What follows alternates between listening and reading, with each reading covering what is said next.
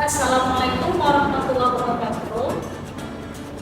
Baik, Bapak Ibu semuanya, bagaimana keadaannya hari ini? Apakah semua sehat? Semoga semuanya dalam keadaan sehat dan dalam hidupnya Allah. Untuk pertemuan kali ini, kita akan mempelajari atau membahas tentang kriteria akhlak baik dan akhlak buruk. Jadi pada pertemuan kemarin ada pembahasan tentang akhlak. Apakah itu akhlak? Mungkin Bapak Ibu semua masih mengingat definisi dari akhlak. Akhlak di dalam kamus makhluk al-munjid fi al-lugha wa al-alam, kutipan dari Beirut termasuk itu dikatakan bahwasanya secara etimologi atau secara bahasa akhlak itu berasal dari bahasa Arab yang bentuk jamaknya dari khuluq, ya, yang berarti bisa diartikan khuluq juga bisa diartikan sebagai perangai dan khuluq juga bisa diartikan tingkah laku ataupun tabiat. Hal ini dituangkan dalam Al-Quran dalam surah Al-Qalam ayat 4 yang berbunyi Bismillahirrahmanirrahim wa innaka la'ala khuluqin azim, yang artinya dan sesungguhnya kamu benar-benar berbudi pekerti yang agung. Nah, di sini bisa digarisbawahi Bapak Ibu bahwasannya kata khuluqin itu diartikan dengan budi pekerti sebagaimana yang ada dalam kemudian Ibu, bunyi yang sama juga terdapat dalam hadis Nabi yang diriwayatkan oleh Tirmizi, Bukhari dan Muslim. Bunyi hadis tersebut adalah aqwalul mu'minina imanan ahsanuhum khuluqan.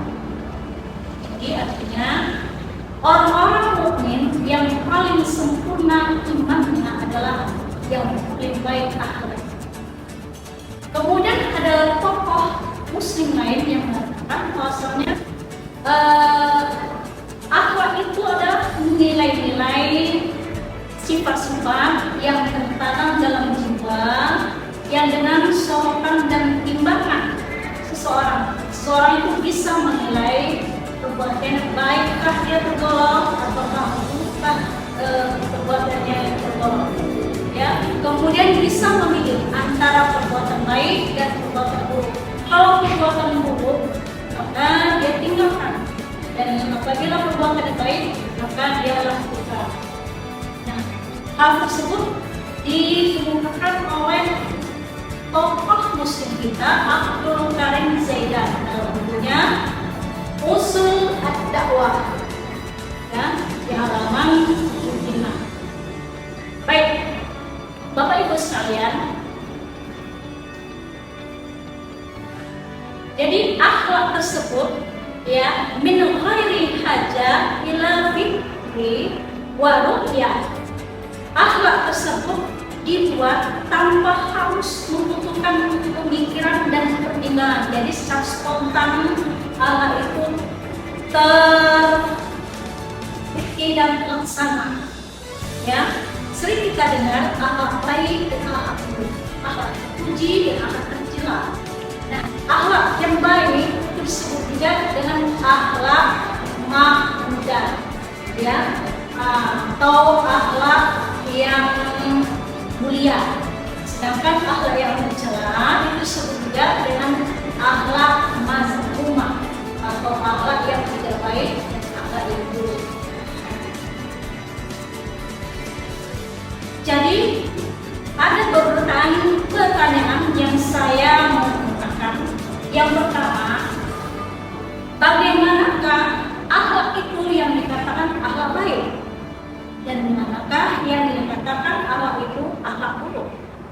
Dan bagaimanakah pula contoh-contoh dari akhlak yang berkategori baik dan bagaimana pula juga yang dikategorikan akhlak yang buruk? Baik, Bapak Ibu sekalian, ya, akhlak itu dikatakan baik keadaan atau hal tersebut yang kita lakukan melahirkan perbuatan yang baik yang terpuji menurut akal dan pandangan hukum Islam.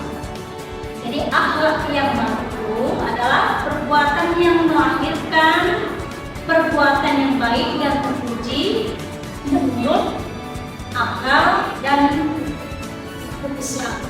Sedangkan yang disebut akhlak yang tidak baik itu perbuatan yang ditimbulkan itu tidak baik dari segi hukum Islam dan akal.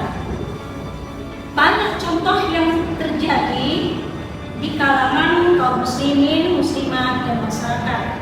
Apakah yang disebut akhlak yang baik dan apakah yang disebut akhlak yang buruk. Nah, mungkin Bapak dan Ibu sekalian bisa menyebutkan contoh-contohnya. Apakah yang dimaksud akhlak yang baik? Apakah yang dimaksud akhlak yang buruk?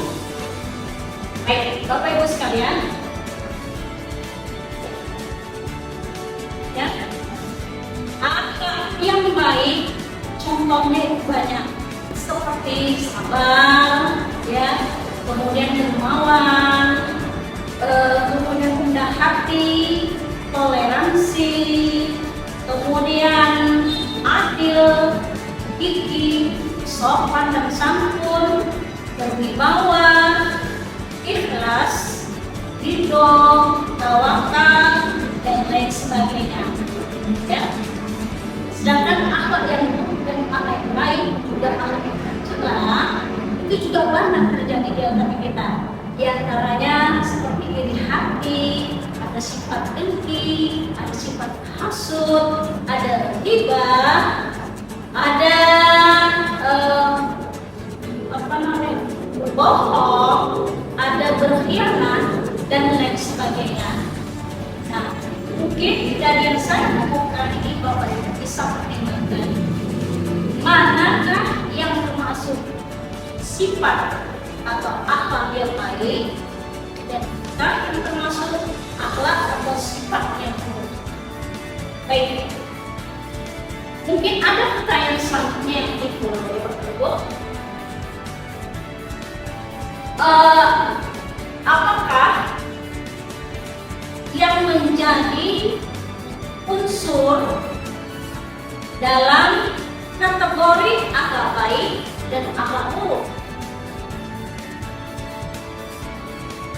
Mungkin Bapak Ibu ada yang bisa menjawab. Oke. Nah, kalau unsur yang menggolongkan akhlak itu tergolong baik dan akhlak itu tergolong buruk atau tercela, itu ukurannya tergantung kepada Al-Quran dan hadis Nabi Sallallahu Alaihi Wasallam. Jadi perbedaan, sehingga Nabi Muhammad sebelum meninggal dunia mengumumkan bahwasanya apabila aku mati maka akan hancurlah manusia kecuali mereka berpegang kepada dua. Apa kata beliau? Ya, yang pertama itu adalah Al-Quran, yang kedua adalah Sunnahku. Maka apabila mereka berpegang kepada yang kedua ini maka selamatlah mereka.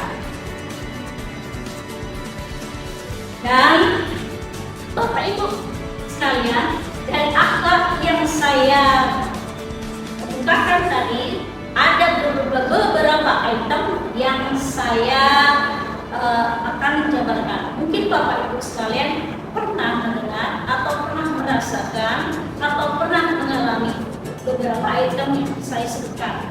Ya, yang pertama sabar. Apakah itu sabar, Bapak Ibu? Oke. Sabar adalah sesuatu yang memang dikasih sama Allah, kita bisa menahan dan bisa mencegah dari perbuatan yang mengarahkan kita kepada keburukan dan memang mengarahkan kita kepada hal yang sempit, pikiran sempit, apalagi berprasangka buruk terhadap Allah. Jadi sabar ini Bapak Ibu ada beberapa macam. Ada sabar dari musibah, ya, seperti musibah penyakit, ada musibah kecelakaan. Apakah kita mampu sebagai umatnya menanggung dan menerima semua itu? Kemudian yang kedua, ada sabar dari yang namanya amanah. Ya, apakah kita sabar mendidik dan membesarkan, membimbing, menuntun, mengarahkan anak kita ke jalan yang baik dan benar? Kemudian yang kedua saya jelaskan adalah item syukur. Syukur adalah tanda terima kasih kita yang kita ungkapkan, bisa baik secara lisan maupun tulisan ataupun melalui tingkah laku. Dalam Al-Quran disebutkan dalam surah Ibrahim ayat 7, Bismillahirrahmanirrahim, la in syakartum la azidannakum wa in kafartum inna azabi lasyadid. Yang artinya, apabila hamba-Ku bersyukur atas nikmat-Ku, maka akan bertambah lipat. Dan apabila mereka mengkufuri, maka azabku sangat pedih. Baik Bapak Ibu sekalian, ya. Jadi syukur tadi ada syukur secara lisan, ada secara tulisan, ada juga secara tindakan. Nah, baik, akan saya jelaskan beberapa ini. Syukur secara lisan, setelah bisa kita ungkapkan yang pertama itu dengan mengucapkan hamdalah setelah diberi, ya, oleh Allah atau oleh seseorang yang memang memberi pada kita. Jadi bisa kita ucapkan alhamdulillahirabbil alamin. Murah rezeki, murah kesehatan, diberi kelonggaran, hindari dari kesempitan dan lain sebagainya. Kita ucapkan doa untuk mereka, ya. Kemudian kedua, bisa melalui tindakan. Dalam arti kata, kita lebih meningkatkan hubungan kita sama Allah Subhanahu wa Ta'ala. Yang tadinya sholatnya tidak penuh dalam satu hari 5 kali dalam sehari semalam, kita lebih tingkatkan penuh 5 waktu sehari semalam. Subuh kita kerjakan, zuhur juga kita kerjakan, asar walaupun pencapaian kita kerjakan, maghrib repotan juga kita kerjakan, isya melawan hawa yang luar biasa kita kerjakan. Kemudian ditambah lagi dengan sholat-sholat yang lain, sholat sunnah seperti sholat tahajud, di mana orang pada tidur, kita mengungkapkan perasaan kita mengadu sama Sang Khalik. Kemudian ada sholat yang lain, ada sholat duha, ada sholat rawatib, ya, sholat pengantar, sholat fardu dan lain sebagainya. Itu sebagai contoh yang saya berikan. Kemudian selanjutnya kita bisa mengungkapkannya dengan rasa senang, berbagi nikmat, berbagi rezeki kepada orang lain. Ya, boleh berbentuk sedekah material seperti uang, boleh berbentuk yang lain seperti benda, dan lainnya. Jadi Bapak Ibu, kita bisa belajar dari keadaan masyarakat sekitar, lingkungan sekitar dan pribadi kita sendiri. Oke, baik Bapak Ibu, pribadi kita, ya, ada banyak sifat yang terdapat dalam diri kita. Bisa dalam bentuk jujur, apakah kita termasuk orang yang jujur? Apakah kita termasuk orang yang tawadu? Ataukah kita termasuk orang yang lapang dada, ikhlas, ridho?